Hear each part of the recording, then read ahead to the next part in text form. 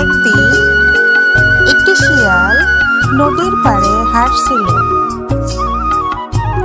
হঠাৎ সে দেখে একটি কুমির নদীর তীরে শুয়ে আছে। শিয়াল ভাবলো, আজ একটু মজা করি। সে কুমিরের কাছে গিয়ে বলল, বন্ধু কুমির, আমি শুনেছি তুমি খুব শক্তিশালী। তোমার শক্তি দেখানোর জন্য তুমি কি আমাকে ধরতে পারবে? কুমির বলল, আমি অবশ্যই পারবো।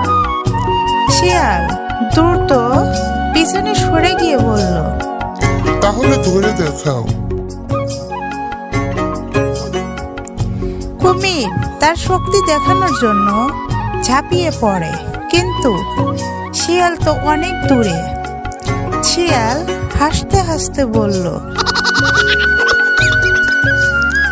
তোমার মতো বোকাদের সঙ্গে খেলতে মজাই আলাদা।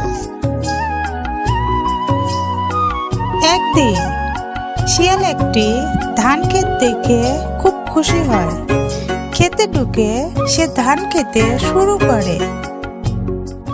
হঠাৎ সে দেখে কৃষক এসে যাচ্ছে।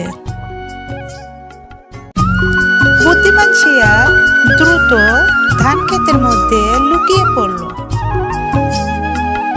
কৃষক তাকে দেখতে না পেয়ে ফিরে গেল।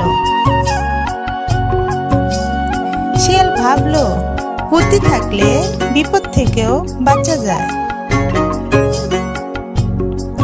এইভাবে শিয়াল তার বুদ্ধি দিয়ে সবসময়ই বিপদ থেকে বাঁচত এবং মজা করত।